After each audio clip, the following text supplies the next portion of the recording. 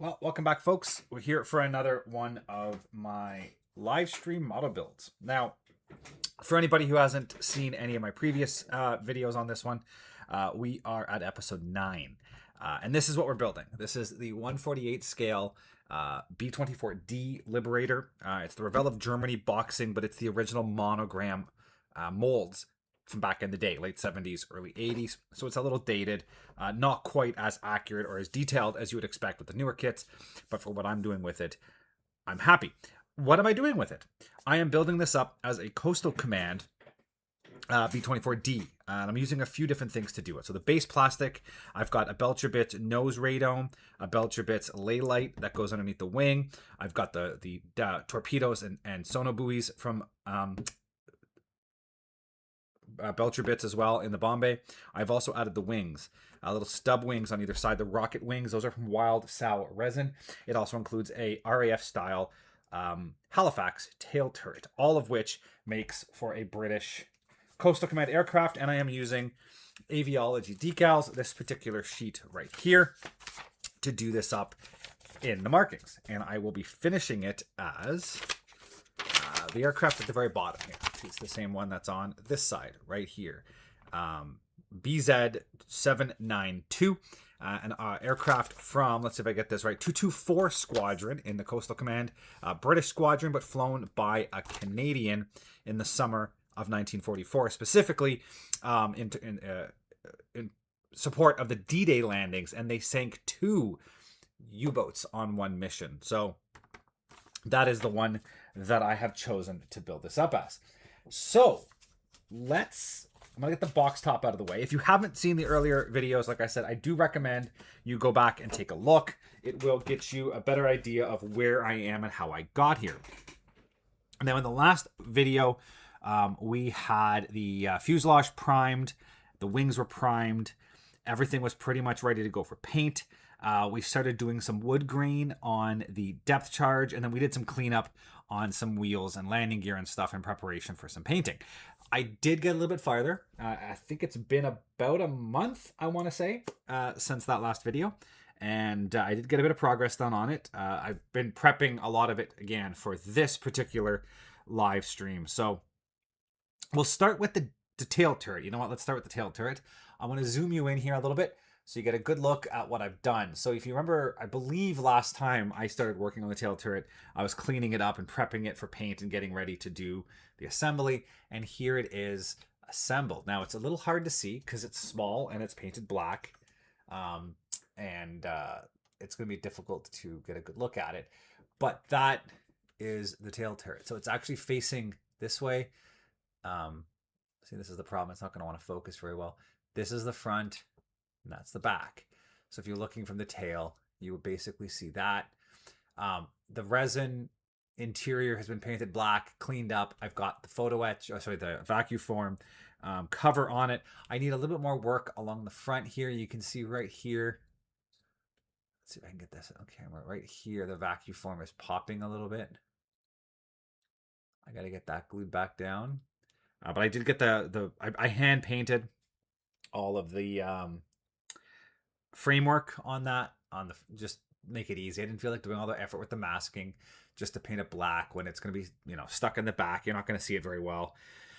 I don't remember how much I showed in the last video. I have the machine guns, the barrels off of the Lancaster tail turret I'm going to use because the resin ones, A, broke off, and B, were pretty rough shape. So that I'm going to clean up off camera. This is basically ready to go. I'm going to glue this into the model and then glue the barrels on at the very end. So that is done. Also worked on the top turret. Didn't do any work on that since the last video. Haven't done any work on the wheels since the last video. This is all stuff I can clean up and deal with after the fact. So that's all exactly as you saw it. In terms of, I got some of the bay doors painted white. This is just I had, as I was painting, if I had any leftover paint, I painted these white with any, as I said, leftover paint when I was painting everything else white. So there is a little bit of this stuff painted. For the most part, it's exactly the way it was in the last video. What I do have some progress on are the torpedoes. They're those machine guns I was talking about from the Lancaster that are going to go on that. So this is the wood grain that we ended with in the last video. So this is basically how I left the torpedo. What I am going to do in this video, I'm going to glue this together. And then I'll show you, I've actually finished the other torpedo. So let's get this. I've also picked up this black super glue, which I'm kind of happy with. So far, I haven't seen any issues with it. It seems to dry nice and strong. And being black, especially on that tail turret, it helped see where the glue was and where there wasn't. And also helped cover the painting because the glue itself was black. Yeah, she's got some bite to it. It dries very quickly. There we go. So that's glued together. That's going to dry. And then I have to putty that seam and sand it down. Now, as I mentioned, I have the other side. The other one is done already. And this just gives you a good idea of what this is going to be like completed and mounted in the bomb bay. Here is a finished one. So you can see I've got the body painted black. Yeah, you can't really see much, can you? I'll zoom you in a little bit. The torpedo body is painted black. The tip of the torpedo in here is painted black, so that actually looks like there's a wooden collar around it. I've painted the latches aluminum, and then the tail piece here also has the four corners painted aluminum, so when it slides on, again, you get that look of a bunch of wood added to it. Now, what I am going to do is glue this on at the same time, because that's the next step. And again, this is nice with this black super glue because it kind of blends in when I've painted this black already. It's called tire glue, so it's designed for gluing tires, black tires and stuff, vinyl, I'm assuming. But it works really well in this case. So I'm just going to slide that on, get it lined up at the back. And that's basically it. It should very quickly bond. And then what I'm going to do is go through and do a bit of black wash on this. Get some weathering done on this and see what it's going to look like finished.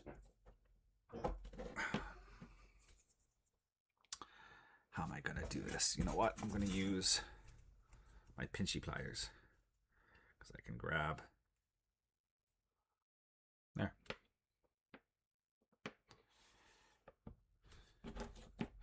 Okay, so what I'm going to do is I'm just going to go along. I'm going to add a little bit of weathering into all of these little corners, into here and around all of that. And that's just going to really make all of that pop. I could go down the center. Actually, you know what? I will go all the way across the wood. I did this with the World War I kit, and it gave the wood a nice... It caused the wood grain to pop a little bit more. Just need a Kleenex.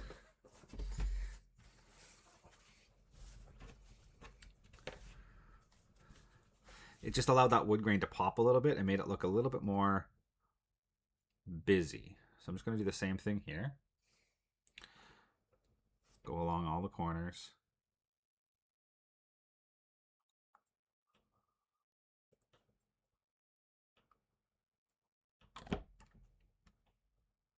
Add the weathering. And again, it just gives it that extra little bit.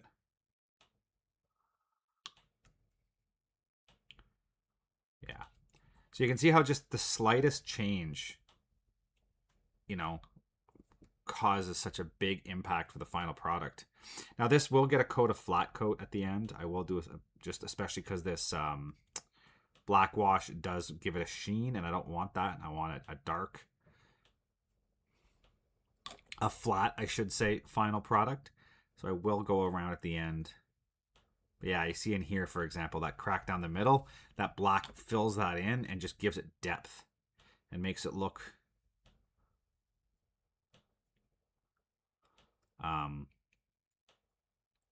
yeah, just look at that. The shadows.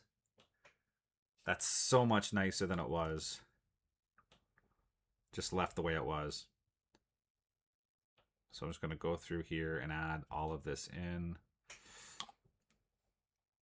Same on this side. Oh, yeah. That's the touch it needed. You look at something and it just looks flat. It doesn't look right. And that's just the simple step to add that depth that you want. Same thing. I'll go in here.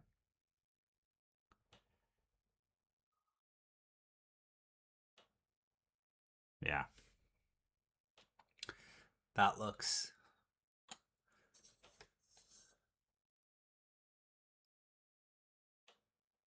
nice. That, like I said, a bit of flat coat at the end, and that will that'll just pop. The one thing I do need to do, actually no, because I don't want to affect the super glue. So I'm just gonna let that dry. I'm gonna hang that off the edge of a little block I have over here. Let that dry. Unfortunately, that black wash probably reactivated the oil wash that I put on for the wood grain. So it's probably going to take a little bit for that to dry. But you can just see how much different that makes. It's, yeah, 1,000 times different from just this to this. The wood grain looks deeper. It looks real. All the shadows, the corn. Oh, yeah, that's what I wanted. That makes me so happy. Little things, right? It's the little things in life that keep one happy. Now, in terms of where the kit is itself, that was the little things that I dealt with at the last time. Now, also, just to give everyone the warning, this video is probably going to be a bit shorter. May not sound like it by the way I'm talking. I had some dental work done today, and it is extremely sore, and I just want to go to bed. I also have to work tomorrow. I scheduled this a while ago, and now I have a shift trade, so I have to go to work tomorrow, so I kind of want to just go to bed. So I'm going to keep this video a little shorter, but I am going to go through the process and talk about everything I did want to talk about, so let's continue going. This is where the fuselage stands. Now, from your angle, if you did watch the last episode, the last video, this is not going to look significantly different from what you remember. However, it has been painted white, so if I flip it over, the bottom has all of the white paint that it needs to have. So we're going to get into painting the camouflage. Now, as I've mentioned, I can't paint on camera. I don't have a paint booth set up here at the desk, but I will explain to you the process of planning for camouflage painting. And the most important thing about planning for camouflage is figuring out how you're going to do it. Are you going to do it with brush? Or are you going to do it with an airbrush? Hand painting camouflage is relatively easy. It's just paint it. You just get your brush, you follow your instructions, you paint your camo. But brush painting has its downsides, specifically leaving brush strokes on your kit. So if you move on to using an airbrush, you run into a few problems. Your final product is going to look amazing. The issue is, how do you apply the camo? How do you get the camo pattern onto the plane? And there's a couple of different ways you can do it. You can freehand it, but there's two things that can impact your ability to freehand a camo pattern. One is your airbrush. Can it physically paint a small enough pattern that your soft edge between your two colors is going to look scale accurate? And you need to have a relatively good brush, especially 1/48. If you get down to 1/72, you need a really good airbrush in order to freehand a camo pattern that looks scale accurate. Otherwise, it's going to have this super fat, wide blend. It's not going to look scale accurate. So the second thing, other than the quality of the airbrush you have, is your own personal ability. Some people have a medical condition where you've got shakes, and that's going to affect your ability to keep a straight line going. So depending on your own personal situation, being able to freehand a camo pattern with an airbrush might not be feasible. That leaves you with two potential options for airbrushing camo pattern that isn't freehand. One is with masking tape. Simple. I use Tamiya kabuki tape, I believe it's called. This paper style tape is the better kind. You can use regular painter's tape. However, at this scale, you tend to get bleed under. You're better off to get a specific hobby masking tape if you're going to do this. I believe Mr. Hobby also sells a tape similar to the Tamiya tape in various formats and sizes. So you can go with that. The problem with masking tape is you're going to get a hard edge. In 1/72 scale, a hard edge might not make a difference. It's so small, it's going to be scale accurate. When you get into 1/48, that masking tape hard edge might not be specific and might not be accurate for what you want to do, depending on the camo pattern. Research your aircraft. Were they free-handed? Were they masked? Were they used with templates? How were they painted in the war will dictate how you're going to paint them on your model. So for example, with this British, the camo line, or the demarcation line between the upper camo and the white side, or in the case of a night bomber, the camo and the black side, that was a hard edge. That you can do with masking tape, and it won't affect the final. It'll look good. The blend between the camo colors on top themselves had a soft feathered edge. It wasn't a sharp demarcation line. So if you can't do that freehand, and masking tape gives you a too sharp of a line, how do you get a nice feathered edge? Nice feathered edge. Now, if you have seen any of my tips and tricks videos, I do go over this on the one where I talk about painting, but I'm going to show it to you here on the live stream so you have a better idea of how it goes. So first thing I'm going to do is we're going to start masking. I'll pull up my, where did I put them? I have lost. Oh, here we go. Found them. I was going to say I lost my instructions already, and we're only about 20 minutes into this video. So here we go. So I'm going to use my instructions. It shows me roughly where the demarcation line is between using the side profile and the top profile. You'll be able to line up that line. Also, double check that. Sometimes where the line lands on the side profile doesn't necessarily line up with the top profile. So you always do your research. I also have a really good book here, the Wing Leader ASW Liberator. I have cross-referenced that already, and I've double-checked, and this camo line is very, very accurate for what I want to do. So the first thing I want to do, if you look on this side, you can see the camo line lands just above the top of the wing, and by using the side view, which doesn't give me a good example of what I want, but you can find it in the book, you need to figure out where the camo line lands on the tail. And here is a really good image, and this is why doing your research is important. Here is a really good image. I'll zoom in a little bit so you can see it. That picture right there, you can see the camo line is the high line that I'm following, and you can see how it ends just slightly lower than the horizontal stab. So those are my reference points, and I'm just going to start masking. I'll do it probably in 2 sections, and I'll slowly work my way across the nose. And it's a straight line, so get a piece of masking tape. That's about as long as you need to do it. I'm going to zoom you back out so you can actually see what I'm doing here. So you're going to get a piece of masking tape that's roughly, you know, I'd like to go a little longer than I need. I can always cut the ends off. I'm going to use a panel line that follows just here. It lines up almost exactly with the top of this canopy window, which is very close to my mark in the instructions. It feels about right at the top.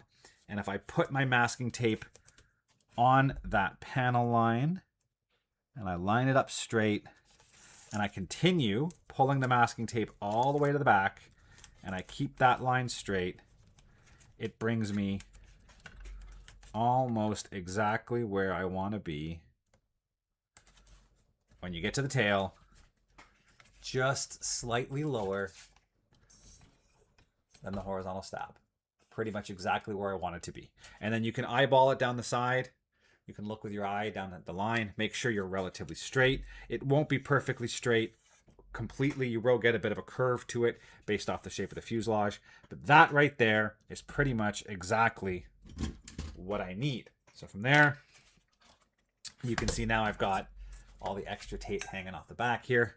I'm just going to cut that back a little bit farther back than I need. I'll come back later and I'll make that curve a little later. I'm not going to mask this entire fuselage because I am going to go through the process and show you how it works all the way around. So coming up to the front, same thing. I'm going to follow that panel line. I'm going to run into an issue with this little, I think that's an antenna mount. I believe that's where one of the antennas meet, but it lines up perfectly with what I'm doing. So I'm going to have to just mask up to it. And then I'll trim my tape. And I'll just jump to the front side. And I'll come back after and I'll mask underneath.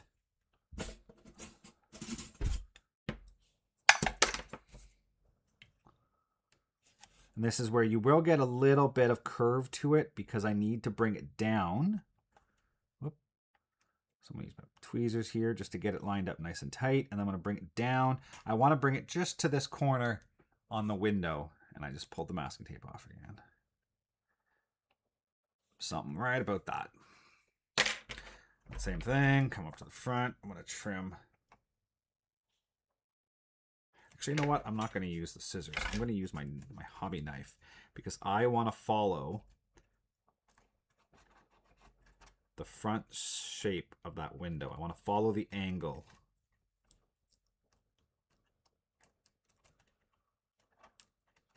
The other thing to be careful of when you're cutting masking tape on a painted surface, very, very light pressure on your knife. If you push super hard with that knife, you're going to score your plastic or your paint line, and there's a good chance you're going to peel paint. So just nice, gentle, just the weight of the knife is all you need. I'm just going to fold my tape in half. I'm going to jam that up in the corner there. Something like that. There we go. That's enough for that little antenna piece. I'm happy with that. That's the fuselage line. The next thing, I'm not going to do the other side, as I said. I'm going to do that after. I need to figure out the nose section. And the camo line changes when you get up here. And this is where you really kind of have to look. Because it seems here on the side, this is what I'm talking about. On the side, it shows the canopy being white. On the top view, it shows that section of canopy being painted camo. So I need to kind of carry that line down. I'm going to paint it. I'm going to mask it, I should say, with masking tape.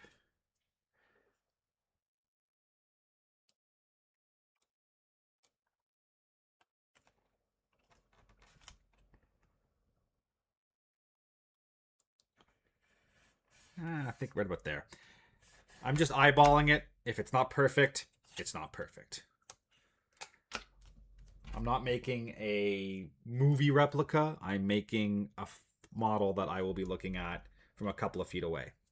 So do what you feel you need to do. Don't feel like you have to be perfectly accurate at all times. If you want to be perfectly accurate, by all means, have at it.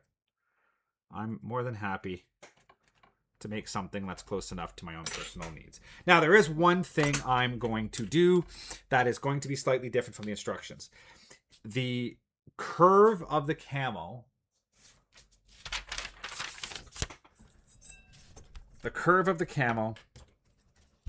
comes up and ends behind the radome. I don't know how well that's coming across on the camera. I know this is a dark set of instructions, so apologies.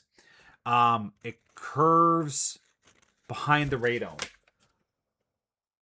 I'm going to have to curve it in front of the radome because I didn't catch that when I painted the white, and I didn't bring the white up high enough over the top to get it right.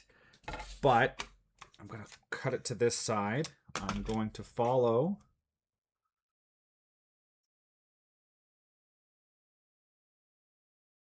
Now I don't remember what panel line I followed. Did I follow a panel line? I did not. Comes up about halfway between that and that. So I didn't get a long enough piece. Just have to kind of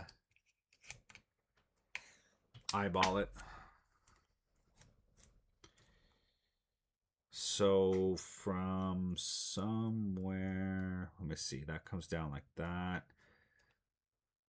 It's going to be right about there to about there.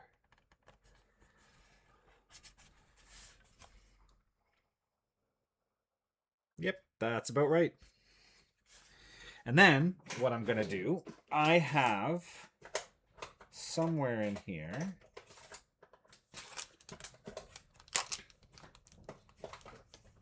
oh, there it is. I have really, really thin vinyl tape. Pin tape, like pin masking tape. So I'm just going to grab a section of this, and I'm actually going to use this to create the curve around the front. This stuff is really good for this. It's got a bit of stretch to it. So as you stretch it and pull it, how am I going to get this so you guys can see and still do this? See, normally I'd have it like this, and I'm working off the front of the desk, but you guys aren't able to see me do that, and I want to do this so you can see. So I'm going to, like I said, I'm fudging it. I'm going just in front of the radome. So I'm going to lay that down. And then I'm just going to pull it. And as I'm pulling and stretching it, I'll pull the curve I want. And it will follow along something like that, I think. And I'll do the same on the other side. Hold it in the middle. Pull, stretch, and apply that curve. And I think that's about it.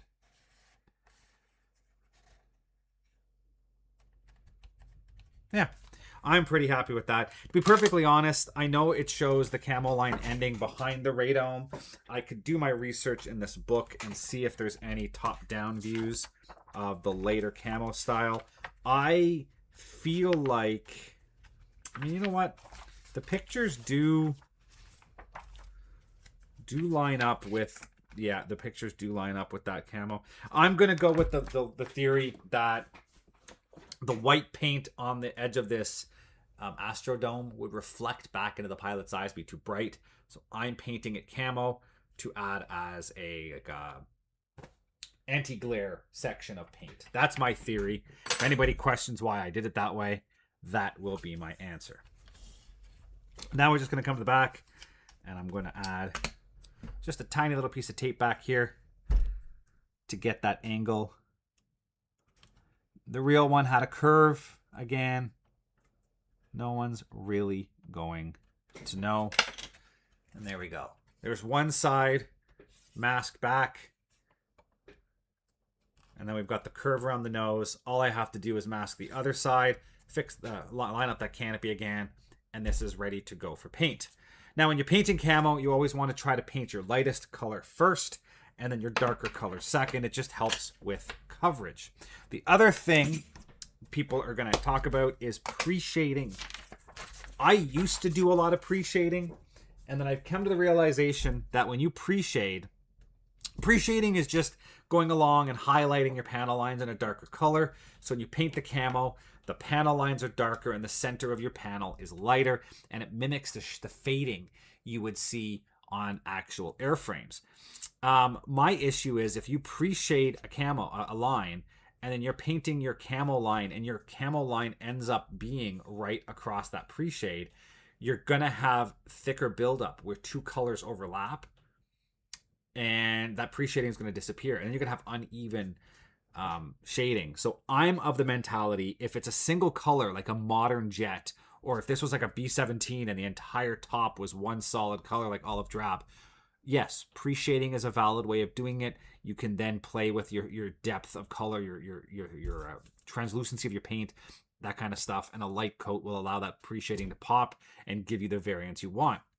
If you're doing multicolor camo, it makes a lot more sense to do post shading. And that's where once you apply your color, you lighten the color, and you can go and paint highlights in the middle of your panels. Just a slightly lighter color of the base color will then give you the same effect, but will allow you to do that over top of the existing color. And if you your overlapping paint won't matter, because you're not allowing paint to shine through from underneath. You're adding it on top. You're not going to have the same problem. So those are my two recommendations. In this case, I'm going to paint my camo. This is going to be a dark gray and a slate gray. So I would do the slate gray first and then the dark gray on top. Now, due to the wonders of TV magic, I have a wing already painted up in the slate gray color. So this is that first color that I chose to paint. And then I would paint it. I've done that already. I've gone ahead, and it's a lot wider than what is called for in the instructions. And this is what I'm talking about earlier, because now when I mask for the camo, I can paint back to my masks, and I've given myself lots of overspray to play with. Now, I mentioned about using worms. You can kind of see them up here. This is the way I use to get a feathered edge, or a slightly feathered edge, with an airbrush at this scale. And it means I don't have to worry about freehanding. You can even see here how much overspray has come out of that color. And that, I mean, I wasn't trying. I was not worried about the overspray. But that does not look scale accurate in the slightest. If I made that my final color blend, it would look horribly inaccurate for the scale. So that's where you need to be careful. So what I do, this is just blue tack. This is the same stuff you buy at a place like Staples, and it allows you to put posters on the wall, or poster tack, if you want to call it poster tack. It allows you to stick posters to the wall without using pins. It's just sticky putty, sticky putty. And I form it into these worms, and then these get applied to the model and become the masking for your edge. So this is where you do want to be careful to make sure you're being pretty accurate with it. So for this side, and you also have to remember that you're working in reverse. I always find orienting your drawings to match the way you have your wing is a huge help. But now I'm going to go through and start to apply this. And you just push it down. You can stretch it out a little bit as you're pushing it down to get the shape you want. And you're just kind of following where you're watching here, and I'm working my way up, and you can see that darker color comes out across the nacelle a little bit. Again, I don't know how well that instructions comes across on the camera, so apologies if it's hard to see, but that is about what you want. And you can see it does give you some variation in the line. It allows you to have that curvy edge. And then what I would do is just masking tape off the putty and then spray against the edge. And if you shoot straight down on a 90, you get a nice wide feather, and the more you angle the paint into the corner, the sharper the edge is going to be. And you can play with that and get the edge that you want for your scale. So I'll grab another one. We'll work our way across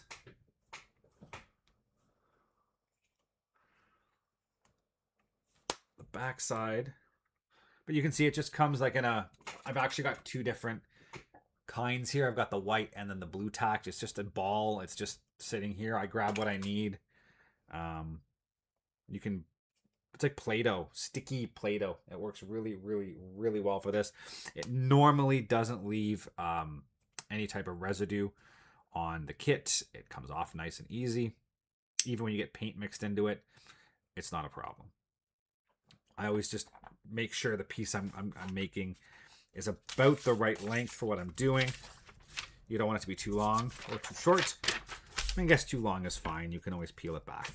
So now I'm going to work on the next one. I can see that it's about halfway between the two engines, so I want to pull about a halfway point. And I'm also not worried about the leading edge because that's going to have a de-icing boot painted on it, so I can come back and clean that up after with masking tape. And then it's pretty much just a straight 45-degree line, so I'm not too worried about exactly where it falls. In this case, I'm just going to come down and put, there we go, roughly a 45-degree line. And that's it. Then I would mask, I'd paint the darker gray down the middle, and that's it. You're done. This engine here, I need to prep. You'll see I already had them on this side for the nacelles. And for the nacelles themselves, I've just been matching about the center of the leading edge. And then I'm just bringing it up, and I'm lining it up with this hinge line on the upper cowling. And that's all I do, is I just bring it up on a roughly straight line. And as long as it's crossing the tape at roughly that point, that's it. I mean, that's all it takes. You can see it does not take long to go through and do this and prep your plane for spraying of the next color. Do this side as well. Like I said, you can put, because it's so soft, you can push it up and adjust the angle as you're doing it, and after the fact even you can come back and change it. I've even gone so far in some cases, if I want a more wavy line, you can get I have the little like a burnishing tool for masking tape, but you can go through here and you can kind of add, right, you can add like a waviness to it, and you can give it a wavy pattern if you want, or you can come back and do the exact opposite. You can push things back and make a straight line if you don't like how things have come out. So it gives you lots of kind of ability to go back and change and play with it and give it the shape you want. But yeah, this is my go-to for painting camouflage. The other thing you need to do is, because I'm painting the wings separate, I'll eventually need to put the wings back in place and then carry that line onto the fuselage. So the camo pattern on the fuselage will line up with the camo pattern on the wing. So that's where you also have to worry about order of operations. You could do it all as one, put it together, mask across, paint it up. I, however, am painting the wings separate just for ease of building. Now, again, the wonders of TV magic, you can see this fuselage, white paint, where I've just started to mask. This one has the first color where I've just started to mask.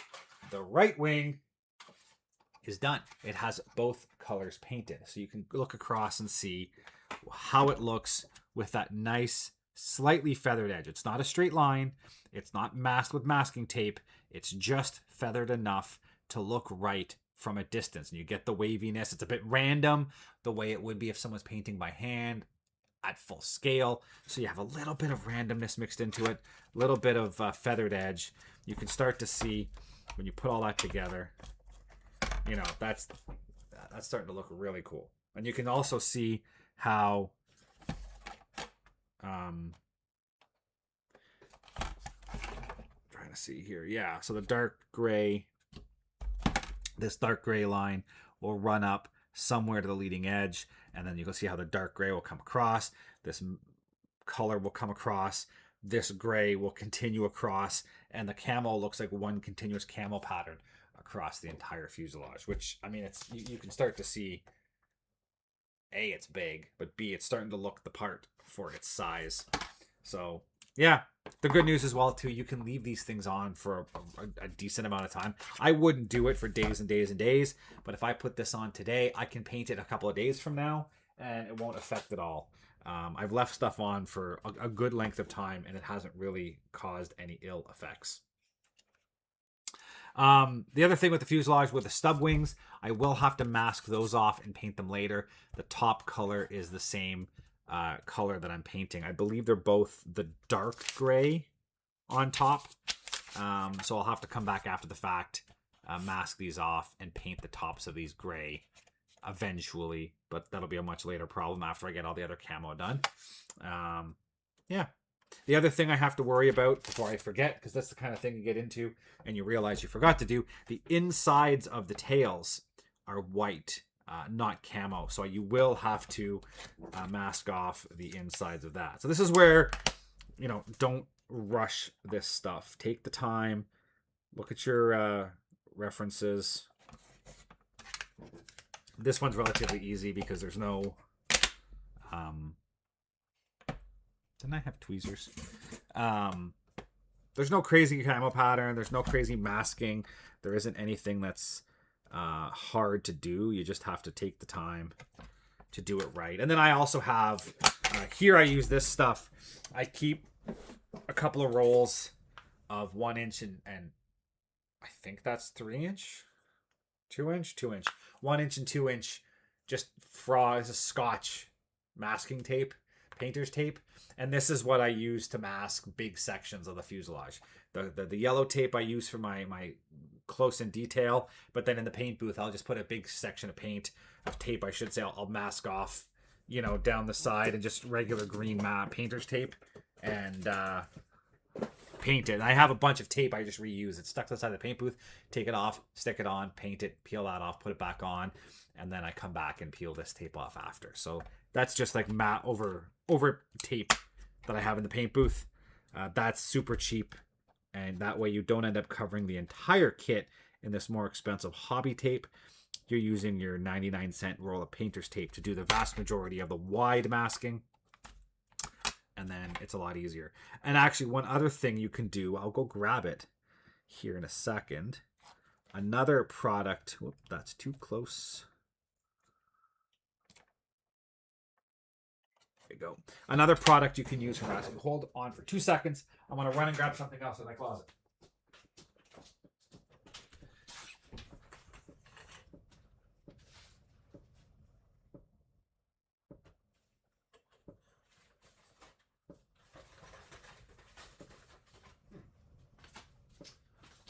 I don't see it off the top of my head.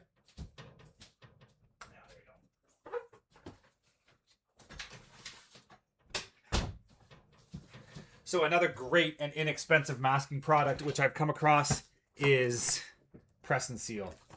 Glad Press and Seal. I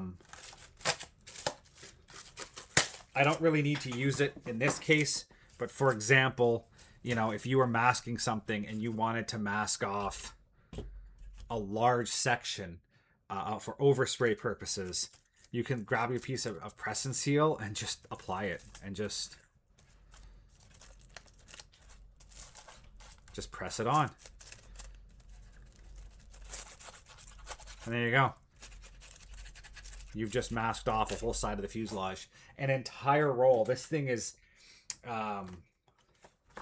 70 square feet. So it is 27 yards long. 21 meters, which is what? Like 60 feet. This thing is 60 feet long. I've maybe used 5 feet of this. 10 feet at the absolute most in the couple of years I've had it. But it's a great way to mask off large areas, especially for overspray. Like if you had to paint a stripe on this tail, well, there's a good chance you're going to get overspray all across the fuselage. So you would just go with this and cover the fuselage with Press and Seal. And then it's inexpensive. It's so easy to use. It doesn't leave any residue on the side of the plane. This stuff is great for large areas of masking. So yellow tape or Mr. Hobby tape or whatever scale model specific low tack painting tape you can find. I prefer the Tamiya Kabuki tape. Use that to do your fine masking lines.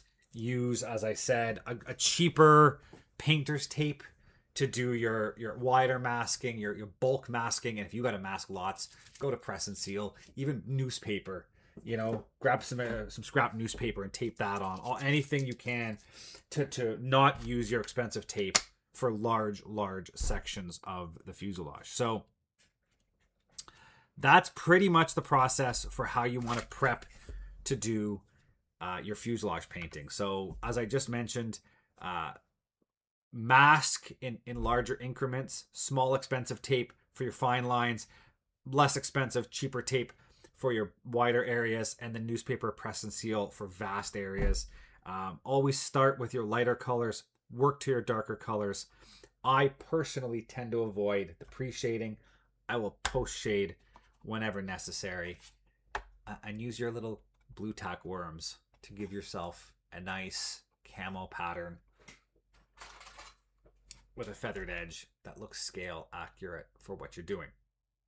So those are my painter's tips. I do have a tips and tricks video.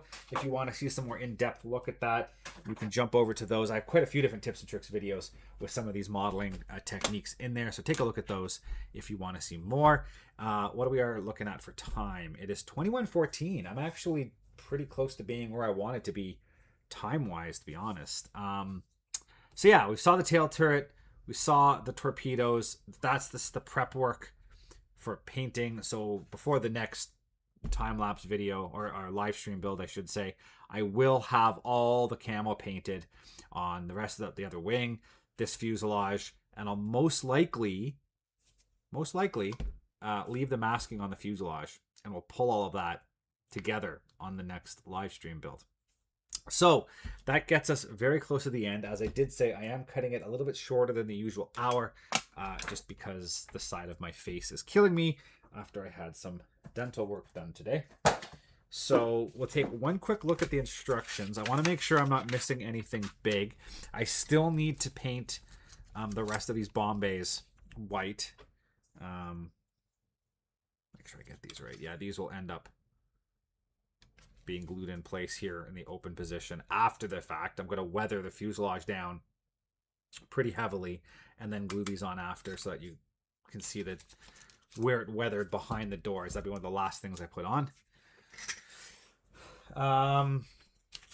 So I know I have to paint those. I know I have to paint the wheel hubs. I gotta do research on that. I think I'm doing the landing gear aluminum, not white.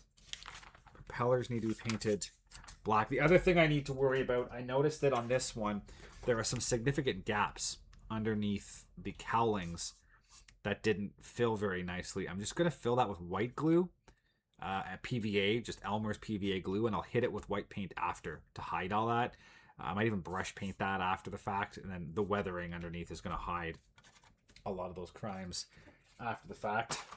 But yeah, like we are significantly farther into the instructions because this has all been done. Landing gear I'll do later, as I said.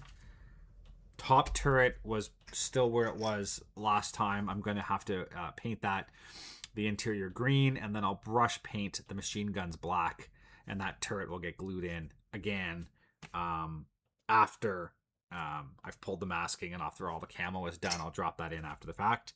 I will have to most likely mask. I'm going to start a list because I'm going to lose track of what I'm going to do before I have to paint, because I just realized now I need to mask top turret because I want to paint the top turret when I paint the camo on that. And that also means I need to paint the turret interior green and then paint top turret camo. Because if I don't, you won't see the camouflage through. So I got to do that next. That's one of the things I got to do. I need to make sure that top turret's ready to go before I paint the camo. And I think the top turret is going to be the dark gray that I'm painting next. So yeah, and that's about it. I mean, we're pretty much, other than that, it's all little things I can do after the fact. We're getting really close. So yeah, I just got to prep that top turret, the plastic, the dome, the clear part, prep that, paint it interior green, and have it ready to go when I paint the gray, the dark gray. I can still paint the light gray up here first. And then once I paint the camo and we pull all the masking off, I got to do this, the de-icing boots, and then we're ready pretty much for decals. Which, to be perfectly honest, is impressive on my side. I did not think I'd be this close. So that's about that. So I think, like I said, I will probably get close to wrapping this up here. For the next time lapse, I'm going to get this torpedo finished so that it will look the same as that torpedo. That's the next thing I want to do before the next video. Prep that top turret. Get all the painting done, and I'll probably paint the landing gear and the wheels. So the next time we come back, in about a month, 4 to 6 weeks, we'll come back for another round of this live stream build. We can pull the masking off the fuselage. We can gloss coat the fuselage. We can start weathering the landing gear. We can weather this. And yeah. Sounds like fun. So yeah, you know what? I'm going to call it there. I'm within 10 minutes of what I'd wanted to do. Not quite as busy as the other videos, but at least I was able to show everybody you know, kind of my techniques for prepping for paint and masking for camouflage. So, again, if you have any questions, please don't hesitate. Leave stuff in the comments. Jump over to my Facebook page. Ask the questions there. Let me know what you want to do. If you want anything specific, if you want to see a specific technique, I can try to incorporate that into the next video. Show you guys any type of techniques you want to see that I've done on this. But yeah, that's about that. So I'm going to wrap it up. Again, this is episode 9 of this live stream. The previous 8 episodes are available in the live stream playlist. You can jump over there and watch me get most of the way to what you see here on those live builds. And then the time lapse, which is all of the work I've done off stream, the behind the scenes work, all of that will be released as a time lapse probably near the end of February. And you'll be able to go in and see all the offline work that I did to get to this point, including the painting of the wings. Actually, that'll be part 2. Part 1 will only take you up to the point where I primed it. But you'll see all of the interior work that I did offline to get to where we are. So it's coming along. This won't be take long, and this will be finished, and then we can start the next one. Wait till you see my next project. I do have another project I plan on doing on a live stream build, and it's going to be an interesting one. So we'll introduce that in a couple of months when I finish this one up. So yeah, thank you for watching. Keep your eye out for the next round of this. I always announce on Facebook about a week out before I start the next live stream. And honestly, if you're interested in this content, just models or aviation, jump around my channel. I have a ton of different types of videos, time-lapse building videos, tips and tricks model building videos, museum stuff, air show stuff, aviation history stuff, just airplanes. I'm an airplane guy. So take a look around the channel, see what you like. If you like it, please like and subscribe, stick around, watch what else I have. If you're not liking it, you know, to each their own. I do this because I enjoy doing it. But if you think you know somebody who might like the channel, please let them know. Get them out here. Always happy to have more people on this channel to share all this content with. So on that note, I'm going to go. Again, we'll be back in about 4 to 6 weeks for another one of these live stream builds. But the rest of my content is here forever. So have a good night. We'll see you all next time.